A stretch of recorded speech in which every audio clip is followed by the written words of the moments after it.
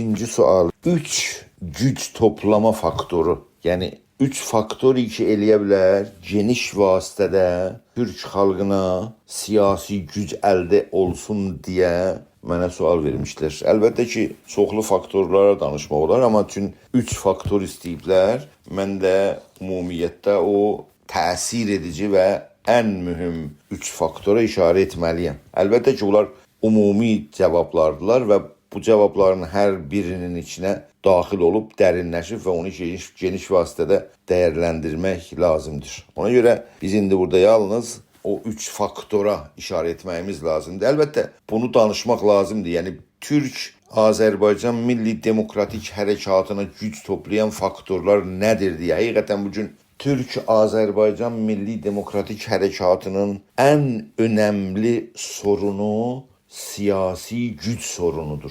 Siyasi güc sorunu deyəndə o necə görünə bilər, necə ola bilər deyə onu ələ ala bilsək, deməliyik ki, bugün toplumda, yəni Güney Azərbaycan toplumunda siyasi tanınmış və tarixli bir partiya, təşkilat, ya 1-2 təşkilat, ya 3 təşkilat yoxdur.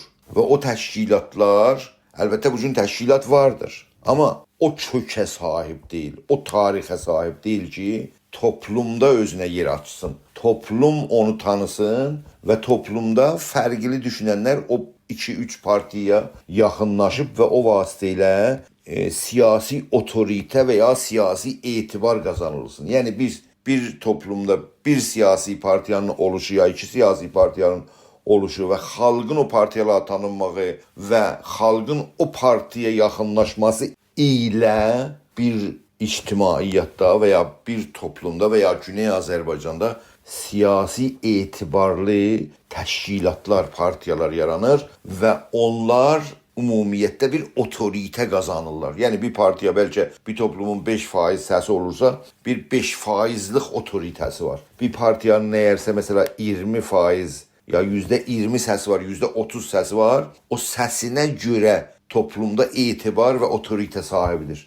Bugün Azərbaycanda, yəni Güney Azərbaycanda heç bir partiya siyasi otorite sahibi deyil. Ona görə bu dağınıqlıq görürük Azərbaycan hərəkatında və daha çox şəxslərə dayanır, fərdlərə dayanır, ta təşkilatlara. Bu özü bir hərəkətin bir axsayan tərəfidir. Yəni hərəkət fərdlər deyil, təşkilatlarda qovuşmalı və orada da formalaşmalı, yaxınlaşmalıdırlar bir-birinə və bu vasitə ilə toplumda o təşkilata etibar və etibarın kölgəsində otorite qazandırmalıdırlar və o otorite ilə təşkilatlar bir araya gəlməklə, 1-2-3 təşkilatın bir araya gəlməklə toplumun otoritəsini əldə salıb və o siyasi gücünə haqq qazanmaq üçün mücadiləyə getməlidirlər.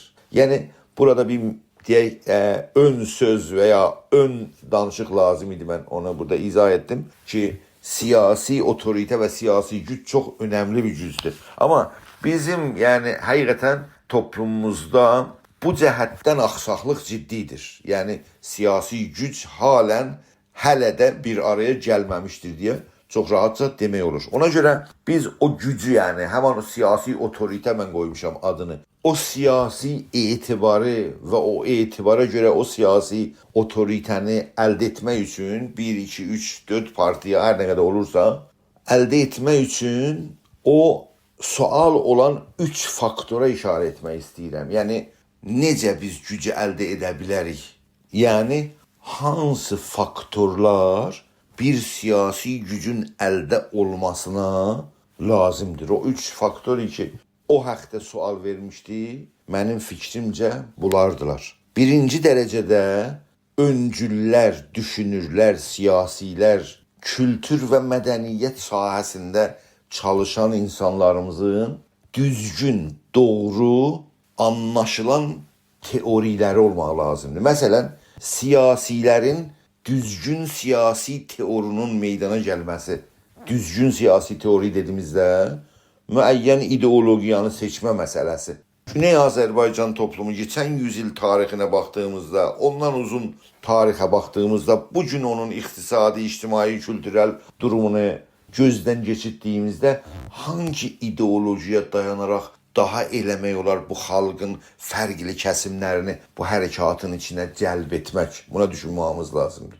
Və o ideologiya çərçivəsində hangi bir siyasi stratejini çizmək lazımdır ki, eləyə bilsin bir siyasi güc bugün zəif durumdan sabah və ya sabahlardan sonra bir güclü siyasi gücə çevrilsin. İndi güclənmək üçün birinci faktor toplumdan düzgün analizdir. Toplumun patolojiyasını tapmaqdır. Və o patolojiyanın üstünə dəqiq, düzgün və demokratik bir siyasi teori əldə etmək lazımdır. Ya bir düzgün strateji seçmək gərəkir. Bu siyasi teori və ya düzgün və doğru strateji səni müəyyən bir yerdən, müəyyən bir zamanda seçdiyin hədəfə yaxınlatmağı gərəkir. İndi birincisi oldu düzgün bir siyasi teorinin olması. Əlbəttə bu siyasi topluma mən bu sözləri deyirəm. Kültürel toplumun başqa özünə görə teorisi və stratejisi olmaq lazımdır. Hərəkət gücləşdikcə toplumda bir milli burjuvanın meydana gəlməsi və milli burjuva iqtisadi sahədə fəaliyyətləri bu hərəkatın güclənməsinə tərəf hərəkət etməsi gərəkir. İkinci faktor güclənmək üçün təşkilatlanmadır.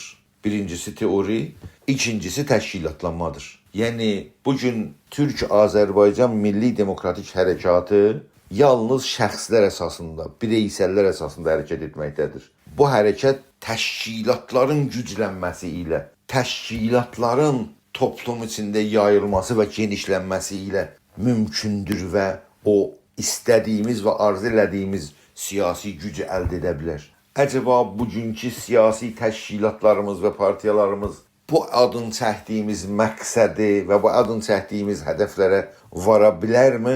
Başqa sorundur, başqa yerdə dəyərləndirmək lazımdır. Üçüncü faktor isə güc toplamaq üçün, yəni güclü bir siyasi teorinin meydanda olması və o güclü siyasi teori əsasında təşkilatlanma və partiləşmə və o partilərin toplumda, xalq arasında yayılması, genişilməsi və tərəfdaş tapmasıdır. Amma bu ikisi yetərli deyil. Yəni yalnız düzgün teori olması və o teori əsasında siyasi partilərin qurulması və fəaliyyətin davam etməsi lazımdır, amma yetərli deyil. Bir üçüncü faktor da güclənmə faktorlarını artırmaq lazımdır. Üçüncü faktor nədir? Üçüncü faktor düzgün, güclü, real və müasir mediaya sahib olmaq.